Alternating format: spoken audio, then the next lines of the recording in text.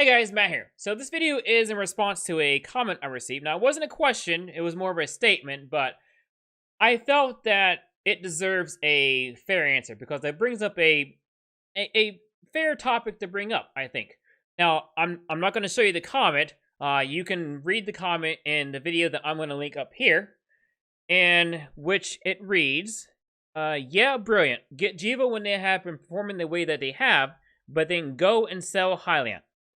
Now, first of all, let's be honest. It's not like Hyliion has been performing admirably as well. So, but that's beside the point. Because I don't really care about Hyliion's stock price right now, and I don't really care about Gevo's stock price. I want to talk about them as companies, and I want to talk about, yes, I did sell Hyliion, and I am buying Gevo, and I want to talk about why. Now, before I show you my screen, let's get some of the obvious out of the way.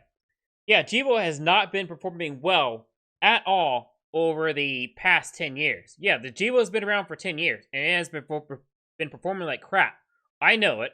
And let's be honest, Hyliion has not been performing well either. Now, Hyliion's only been around publicly not even 2 years yet. But we don't know how Hyliion is going to do 10 years from now. But yeah, Gevo has not been performing well at all in its history.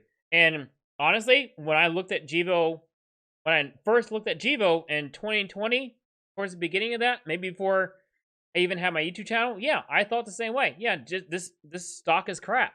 And Hyliion hasn't been doing very well either. It's delays, more delays, and just not performing very well. So a few things matter to me when evaluating pre-revenue, emerging growth companies like Gevo and Hyliion. And yes, I know Gevo has had revenue before, but they refer to themselves as a pre-revenue company, which I think is weird, but details.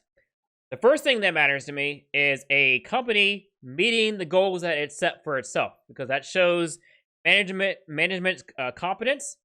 It shows management's ability to perform, to adapt to changes, and all that stuff. And the second thing that matters to me is pre-orders, because that gauges customer interest in the product. Now, let's talk about Hyliion's goals.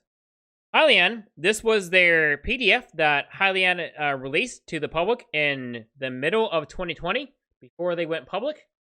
They said that the hybrid electric is available today, which as of mid 2020, and the Hypertruck ERX will be available in 2021.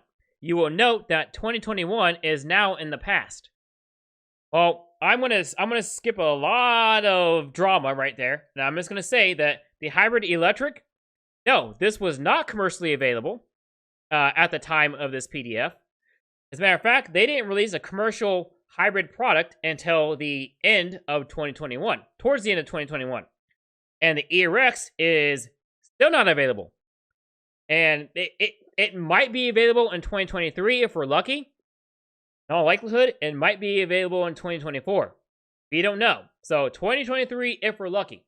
So we are talking about a management that was way off. And yes, I know that a lot of it is due to the global supply chain shortage. I will freely admit that a lot of it can be blamed on that. And this right here, what I'm about to say next, is purely opinion. But I don't think all of it is. I think a lot of it is due to Hyliion's own management. Because they came out and said this hybrid electric, the ERX, they came out and said this during a pandemic that they can do this. They said right now, or not right now, but in 2020, that the hybrid was available for purchase as of this PDF. It said today. They said that, and then it wasn't. So something went wrong here. Now, I'm not saying they're lying. I'm a small channel. It's not for me to say these things, but I am saying that they were wrong. And another thing, I'm a little bit off topic, and because they missed out on the ERX by this much, now Nikola's FCEV isn't out yet, but Nikola's BEV, their battery electric, it's out right now. So right now, Nikola, or not Nikola, but Hyliion and its hybrid, not fully electric, hybrid, is having to compete with Nikola's full battery electric vehicle right now. So, I mean, Hyliion really screwed up at their shot of being first, and that is a real shame. Let's talk about pre-orders. Now, we do know that Agility, as of 2020, pre-ordered 1,000 Hypertruck ERXs. I mean, that's perfectly fine. Understandable. That is great. That is great to hear. I also, if memory serves me correctly, I think American Natural Gas pre-ordered 250. I did read somewhere that, it was in a comment somewhere, because that, I think Hypertruck, they said that Hyliion has over 1,600 Hypertruck ERXs pre-ordered. Fair enough, you know, we're going to use that number. Now, we're going to take this, and we're going to take the cost of the ERX as they printed this right here. So this number right here. Now, this is probably vastly different now, but we're going to take this price and multiply it by 1,600. We got $352 million in revenue coming in once Hyliion exercises on their pre-orders, whenever that comes out, in 2023, 2024, that plus the time it takes for Hyliion to deliver the trucks. So, $352 million is pretty good. Not bad at all. So, that is good. Now, with Gevo, full disclosure, like I said, in the past, Gevo has not done well. And fortunately for me, I did not buy the stock in the past. I bought the stock last year. For Gevo, Gevo has $3 billion signed contracts that are in place right now. $3 billion, which, and I may not be the best at math, but I think $3 billion is more than $352 million. My math could be off, but, and these are just the signed contracts that are already in place right now. And we're talking high profile customers like Delta, SAS, Chevron, Hallmark, Trafigura, the city of Seattle. I'll level with you. I'm gonna tell you something right now. If Hyliion came out tomorrow and said that they had a signed contract with Delta, a signed contract, not a letter of intent, but a signed contract, I would buy my Hyliion shares back the next trading day, instantly. Because, I mean, Hyliion has not had a whole lot of good or bad or any substantial news in a while, especially when it comes to ERX pre-orders.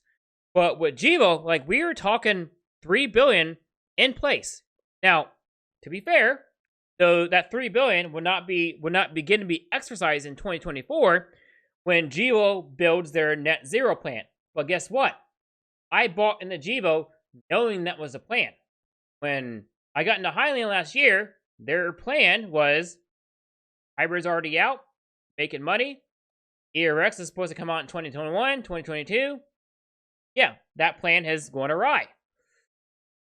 So, with Gevo, now, I like Gevo, but this is not a to the moon channel. If something happens to Gevo and they start missing these numbers and these contracts start getting delayed or canceled, I'll be out of I will bounce out of Gevo just as fast as I did with Hyliion.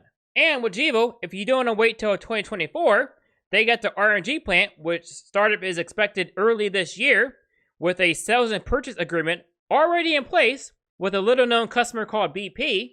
And so by the end of this year, we're already going to start getting some cash revenue from the RNG plant. These are signed contracts already in place. Signed contracts. That is not something we've seen for a while with Hyliion, especially with their ERX. So here's the thing. Here's the bottom line.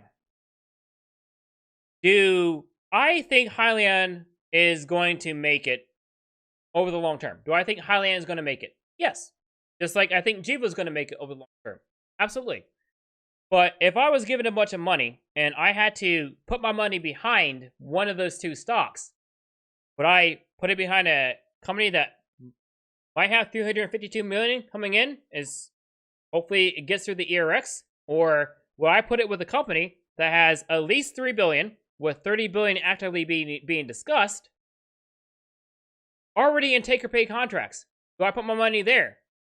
I mean, yeah, I want to put my money with Gevo. But like I said, this whole thing is a moving target. If Gevo starts screwing up, I'm out. If Hyliion tomorrow reports a deal with SAS or BP or any of those customers that they're trying to get with, yeah, buy my shares right on back. But anyways, take care, have a good day, and eat your vegetables.